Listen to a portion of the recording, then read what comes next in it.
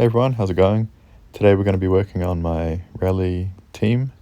This is the Panasonic colorway. I think it's a 1985 Team Replica 12 is what it's called in the catalogue.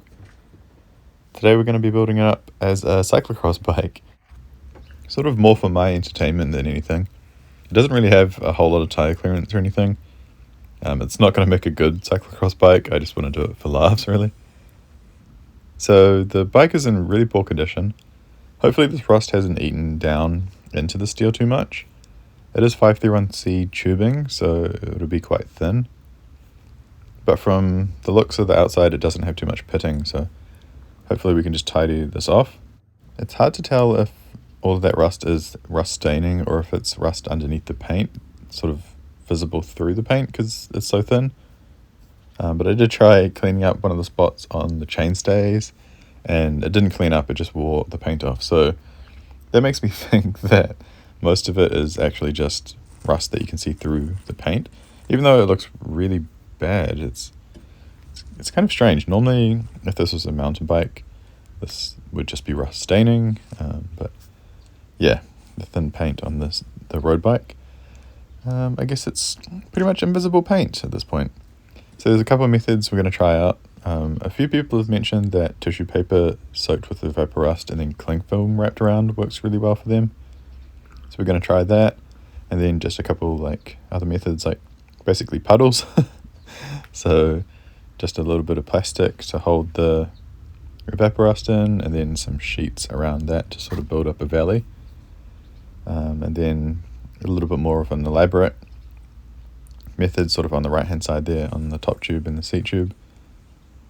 It's basically just plastic wrapped around and then taped up, and that will create like a bit of a pocket of vapor rust. So a simple method there in the purple. It's basically just a puddle of vapor rust, and this one is like a sealed little container. So that's working quite well. So basically, just because the vapor rust is so expensive, I really didn't want to fill up like a whole container, like soak it in like a kiddie pool or whatever like that. This jug, this 5-litre jug is like $60 or something like that. So really the bike does need a full strip and respray and stuff, but I kind of like the patina on it. And pretty much all of them are like original and tidy or restored and tidy. So you don't really see too many of the beaten up ones, so I thought it'd be cool to do like a rat bike rally. So we're going to let this sit overnight and then we'll check back in the morning. Hopefully it's done something. Otherwise this is just a wasted experiment, but this is it the next day. So the seat tube looks pretty much the same. The vapor rust didn't do anything to the rusted parts, apart from the exposed steel. So I'm guessing, yeah. So there's only like 2 patches that are completely exposed steel, which is incredible because, yeah, it's just incredible. So all of this is like rust stain. That's not really rust stain, it's rust under the paint. So really awkward. So here's a part on the seat stay that I've tidied up. Basically just had to sand it through.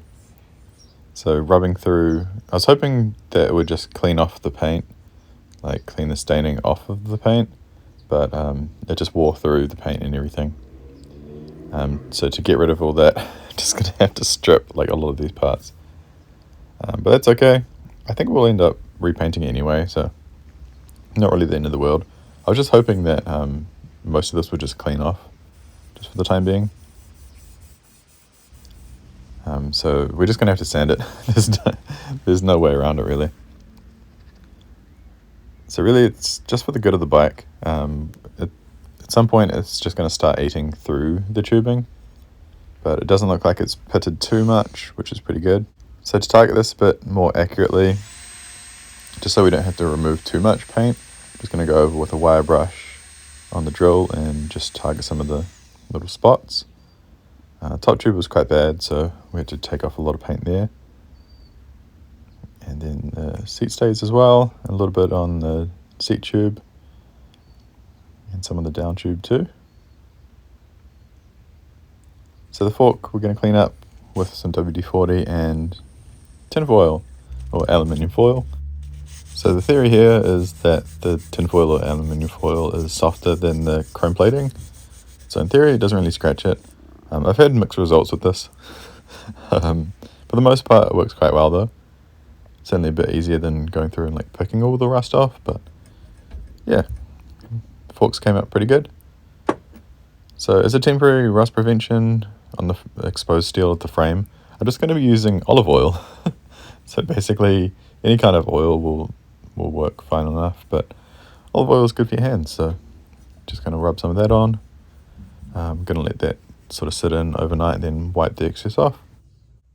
If I end up wanting to just keep the patina on the bike, which I don't think I will because it's just going to keep eating itself, then boiled linseed oil or just clear coating the frame would sort of keep the patina, but keep that sort of natural look as well. But yeah, I think for the good of the frame, we'll strip it all down and repaint it. Well, actually, it could look cool raw as well, but either way, we need to take all the rust off. Otherwise, over time, it's just going to keep eating down through the tubes. So with the head set up, we do actually have this other fork for it, which would fit. It's a 1-inch canty fork. The axle to crown is a little bit higher though. I think it was about 30 millimeters longer, so that would sort of change the handling of the bike a little bit. And I think it's kind of cheating as well. It's kind of taking the easy way out. So the handlebar we're going to be using on the bike is this Chinelli. I think this is a 42 centimeter handlebar.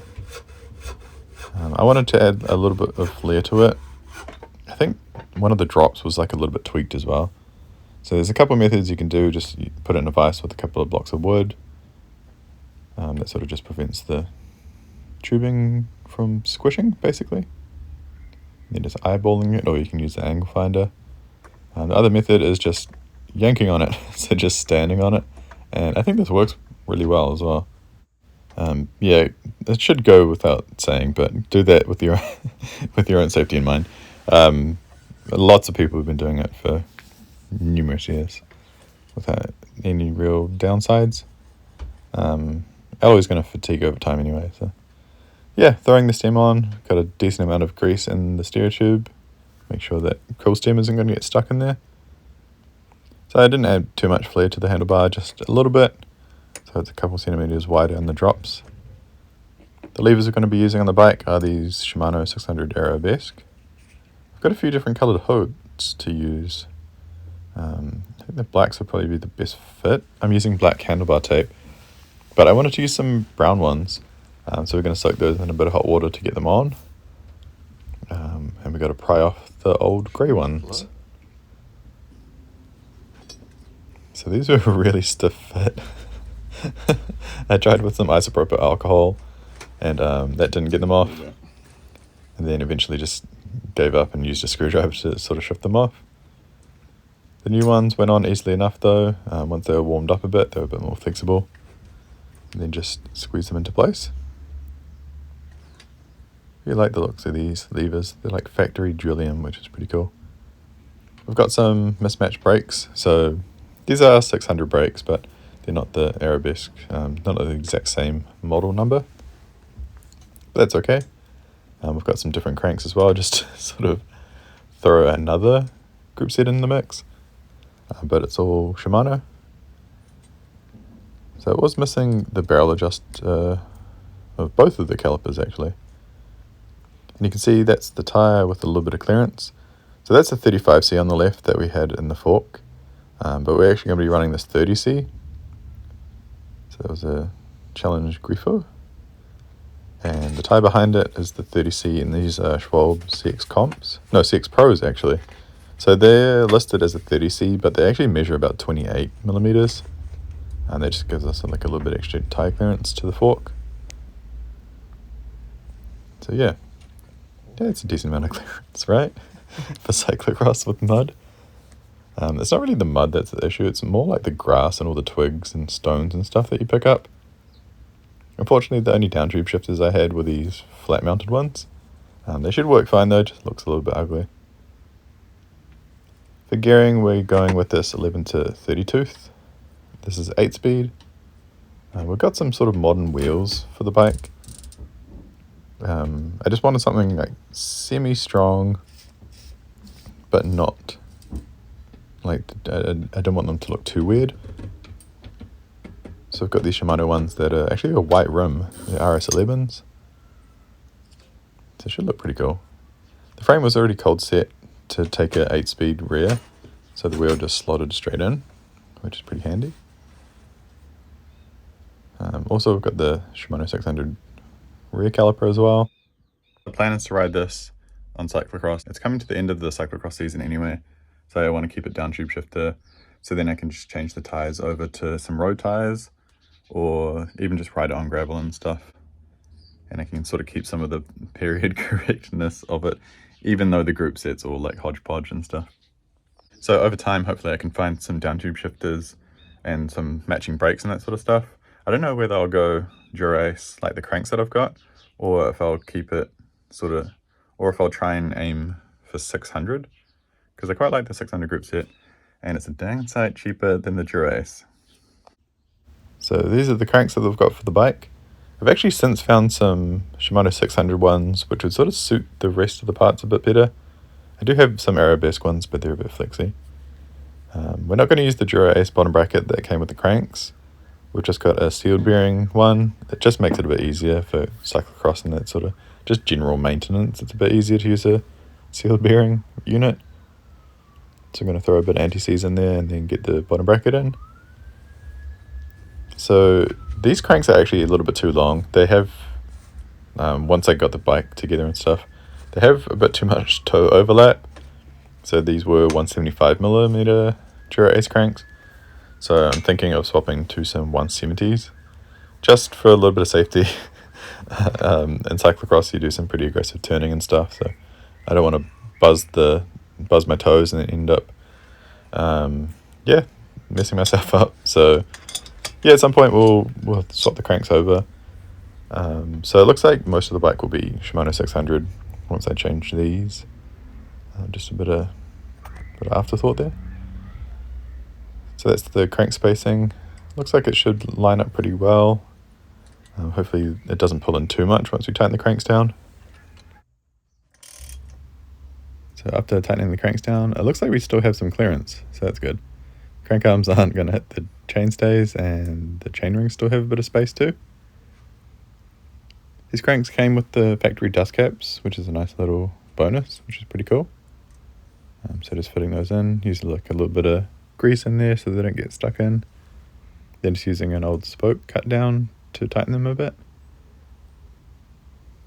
The same bike that had the Dura-Ace cranks had this Dura-Ace front derailleur, so we're going to use that on the bike as well. I think it'd be cool to get a couple extra Dura-Ace parts for the bike, but yeah, it's kind of hard to find them, and especially for a decent price. But yeah, we'll see.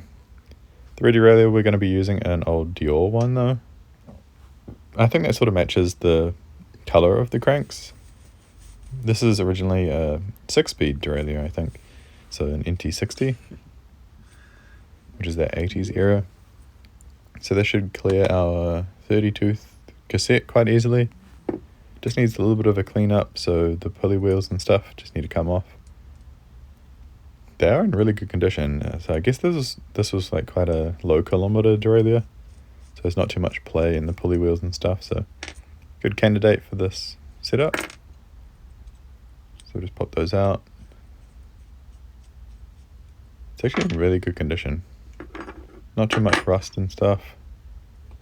Just a bit of dirt and everything. So pretty good. That's the derailleur. Pretty cool. Just gonna pop that out. Still a decent amount of spring there. Just using a little bit of degreaser on the toothbrush just to clean up that outer cage. Pretty cool. In a cage. And then just holding the derailleur open, we're going to give the body a bit of a scrub up. So this derailleur is part alloy and part steel. So the center section that says Dior on it, that's a little steel plate, and then the outer parts are aluminium. So we could polish up the outer parts if we wanted to with some autosol. First we're just scraping off some of the old grime and stuff off the pulley wheels. Then we're going to give them a bit of a clean up with the toothbrush. Now that they're all clean, put a little bit of grease in so we can put those bushings back in. If you use oil, it does a good job as well, but at some point that oil washes out and then they start squeaking from experience. Especially the upper one that has that, it's got that bushing with the couple of different inserts there. So I've got those all back together, just going to put them in now. So yeah, I use a little bit of grease and some oil in the pulley wheels. In theory, you don't really need it. Sort of chain loop kind of works its way in there anyway. But yeah, I just use a little bit of grease just to prevent that. I don't really mind the little bit of friction that grease proves, just to have that little bit of reassurance that they're not going to end up squeaking. Yeah. So we're going to use a little bit of autosol and just hand polish the derailleur. I don't want this to come up too nicely because it's going to look strange. So just a rag real quick, and then drop a little bit of oil in some of the pivots and work that in a bit. So there's two thoughts when oiling things up. Oil kind of attracts dirt and stuff, but I'd rather have like a little bit of dirt on the pivots and stuff, well, sort of attracted to it, rather than having them squeak up and seize and become slow and that sort of stuff. So yeah, haven't had any downsides of oiling them, so that's what I'll keep doing. Just setting the limit for the rear derailleur now, before we put the chain on. So the chain, we just got this SRAM 8-speed one. I like SRAM chains a little bit more than the Shimano ones because they come with the actual quick link. just makes it a bit easier to get them on and off, especially with cleaning and stuff. So to size the chain, we're just going to put it on the two largest cogs, so the outer ring on the front and the inner ring on the rear cassette. Then add couple links. This works with pretty much all derailleurs up to like 11 speed, I think. So just pushing that rivet out. Then we'll thread the chain through the derailleurs. Trying to sort of snake it through that Dior one. I think this derailleur will do up to a 32 or 34 tooth. But for 700C, a 30 tooth out the back with a 39 tooth, I think the chainring up front is, the small chainring. There should be plenty for us. So I'll just pop that master link on now and then get the chain back up. All done. So here we'll throw the gear cable on. These down tube shifters have sort of a hidden, the head of the cable is sort of hidden back there, which is pretty cool. Ran into a bit of an issue here. I forgot that a lot of rallies and some old road bikes have this this cable stop. So it's really skinny. So it doesn't even fit like a gear ferrule in there. But it has no actual stop. It's kind of just a guide. So we don't have the proper insert that's supposed to go in there, but we have these brake cable ferrules for road levers. So if we just open that up a little bit, should be able to force it in there. I don't want to break it. It's 2 days away from the cyclocross event, and I really don't want to have to go through a repair for this. So we're just being a bit careful, but should be fine. It looks like it's going to hold there. So hopefully that doesn't give any issues while we're on cyclocross. If my shifting just stops to work, then I know what's happened. Then hopefully the gear cable doesn't go into the cassette and everything. But we'll see. Only one way to find out, right? So throwing the gear cable on, and then we'll just tighten that to the derailleur. Back when I was first thinking up this build, I didn't know whether I would put gears on it or if I would just do like 1x7 or something like that. I was thinking maybe even single speed, because cyclocross tends to gum up your derailleur and everything. So I don't know, hopefully I don't regret the decision to put so many gears on it, but we'll see. So just setting the limit screws on the derailleur now. We're just setting it up friction, so pretty simple setup really. Just set the limit screws to make sure that the cable has enough tension on it. Just checking that the gears go all the way through, and then we're not going to pull the derailleur into the spokes, and that we can't drop the chain on the front derailleur.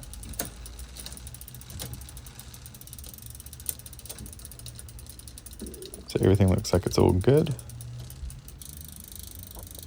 Yeah, should be a decent amount of gearing as well, so that's pretty cool. Moving on to the handlebar tape now, and last little touches like the seat and the brakes. So we're going to be using a cork handlebar end just to sort of plug the tape in. So we're just whittling down this cork. From there, once it's sort of sized that it can fit in, you can just use that sort of to mark the diameter, I guess. Then just sort of tidy it up. The handlebar tape we're using is Newborn's cotton tape. So this has sort of like an arrow pattern to it, and I like to have that facing in a certain way. So I like to start it sort of on the drops facing outwards, so the arrow is facing outwards. Unfortunately, it means I had to unravel the tape completely to get it to face the right way, as well as wrap in the direction I wanted to. So normally you'd start from the bottom and wrap it up and outwards. So yeah, that's kind of a finicky, annoying little thing, but it's just one of those things. So the hoods on this bike are quite stiff, so unfortunately I can't fold them back, so I'm just going to have to deal with that once we come up to the hoods. So once we start to get up to the bend in the handlebar, the gap on the inside of the curve will be a little bit less, resulting in more overlap. And then on the outside, the gap of the overlap will be bigger. You don't want to create like a gap in between each overlap, so just make sure that you're looking underneath as well when you're wrapping. Then just try and keep that kind of consistent. Don't sort of jump around. Yeah. Now that we're up at the lever, we're going to cut a little bit of the handlebar tape so we can put it over the clamp. Also going to try and figure out where the actual brake lever is. So we're going to wrap it from the outside. We're going to go up and just around the lever. So it's kind of awkward to show without the hood folded back. But yeah, we're just going to go around, back in front, kind of like so. But we do need to put that little strip on, over the strap, over the clamp. So we should really tuck that underneath that layer, just so it doesn't sort of shift around as much as possible. And then we can continue that, so going around. This is so finicky with the hood like trying to get in the way. Then the handlebar tape was sticking to itself and everything. So I have to try and undo that. Ay. Anyway, we can continue now. So from here, I'm going up over the top of the brake lever, and then we can just continue on as per normal. Gotta try and tuck it under that hood. It's such a stiff hood. I think these are quite thick as well, which is good because they should wear quite a bit slower than thinner hoods. They have a bit more cushioning as well, which is pretty good. And not that common on old brake levers, so pretty cool. So from here, we're going to make sure that we don't have any wrinkles or anything, because that really messes up the feel of it. And yeah, keeping it nice and even, working our way up towards the stem. So I've heard mixed results of black newborn tape. I don't think I've actually had the black version in a while. So even like the Tresor Star tape can fade. So yeah, it'll be interesting to see if this fades to like brown or whatever. I wouldn't actually mind that because then it would sort of match the hoods and the seat that we've got for the bike a bit better. But anyway, just finishing it up now.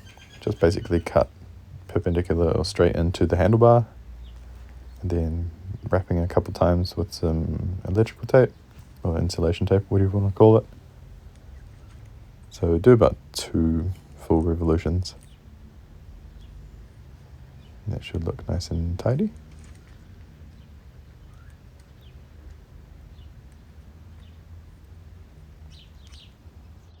Then that's the handlebar tape all wrapped up. We just got to put that cork end plug in and then try and replicate it on the opposite side. That actually came out really, really good. Outside diameter matches the tape and everything pretty well. So in this shot you can see that the hood is not quite in the right spot. It sort of crept forward a little bit as I was putting on the handlebar tape and everything, but snugged back and it's quite tight on the lever, which is pretty good. Now we just got to do the brake cables and sort the brakes out. So we'll just cut those to length. I was thinking of using a blue cable, but we had this white one. I think this will look pretty good as well. This is like compressionless, so it'll give us a bit of a better brake lever feel. I don't know whether to route the brake cable this way, so with it going over the handlebar and then into the lever like that, or to go underneath. I've seen it done both ways. I normally go underneath, but yeah, I don't know if there's some benefit to going it before. I don't know. I think this is more out of the way. Like your hand's not going to grab it as much and stuff, but maybe there's a benefit to running it the other way I'm not thinking of. I don't know. No, we just need to cut those, get those sort of matching height-wise. You can put this is the rear brake cable. Put that in. You know, we've got the ferrule and everything in there. Put that cable in. Make sure it's all snug in place. You don't want it to sort of shift after you've set the brakes up and everything. Now we just need to set the cable in to the caliper. It's actually handy that these calipers have the cork release system as well. Because in cyclocross you get so much gunk and stuff in your brakes that it's kind of handy to have that little bit of adjustment. So I'll tighten those up. You can see that the brake pad is pushing on the right side here. So it's like shifting the rim over. So we need to center the caliper. You can do this a couple of ways, so sort of just tweaking on it like that. Didn't quite work, so we've got to loosen it a little bit and then recenter it over. I didn't have my normally. I don't actually know if this caliper did. Looking at it now, but some calipers have a little nut that you sort of adjust with a cone nut wrench. But yeah, that's the bike all done. Got a Brooks, I think this is a B15 saddle. Really suits the look of the bike, I think, and the white wheels don't look too out of place on it. I was thinking they're going to look way too new, and they do, but I think they look pretty good on it, so pretty cool. There's the toe overlap we were talking about earlier, but otherwise the bike's all done, it's all good to go. Just going to have to be careful of that. So there's a couple of tight turns in cyclocross, we'll just have to manage that. We're taking it for a bit of a test ride before we go to cyclocross. I thought if there were going to be any surprises or anything, I was hoping to do them before the actual event. So beautiful day for cyclocross. This is just a little ride at Ambry Farm in Margate Bridge Township. So I just stopped in here before I went to cyclocross. Some nice skinny tyres, so we'll see how they do on the bumps and stuff.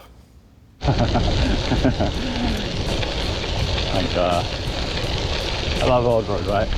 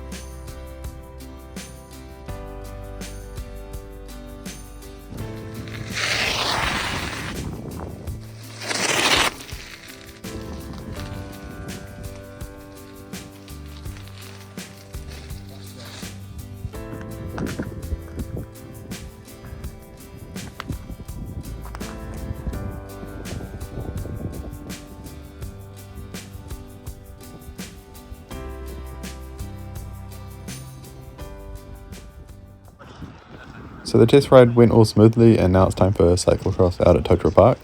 This is the fourth event of cyclocross in Auckland for the season.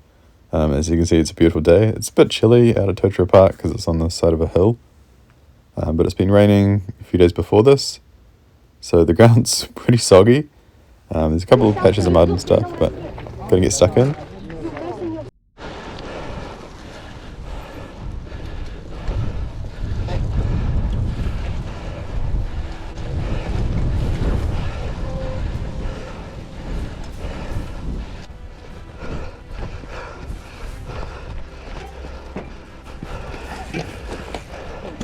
Oh fuck. What's this, a seat? Come on, yeah, big seat. Ooh, that's close in there.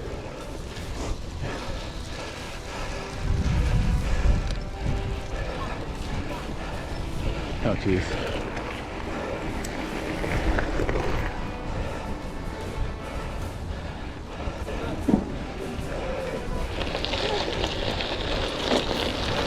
Oh, the biggest gear.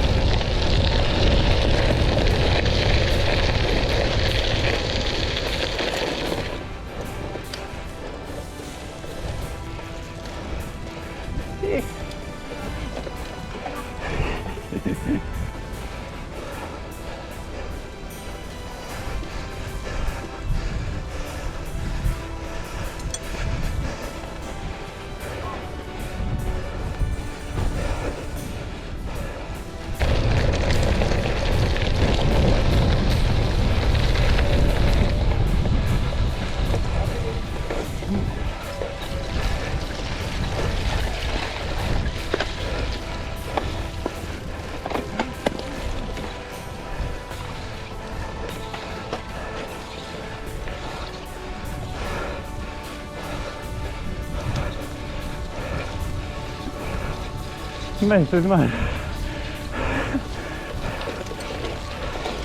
I don't believe it.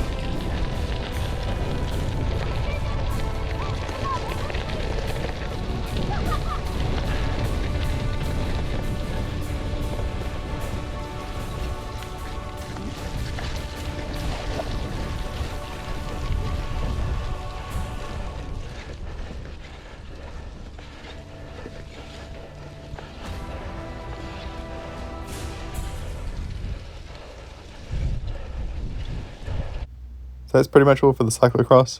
The bike was so fun, so fun to ride. Each of the cyclocross events, so there's two categories. You can do like open, which is mostly for mountain bikes and that sort of stuff. but there's no restrictions, or the cyclocross category, which is 32mm or 33mm tyres with drop bars.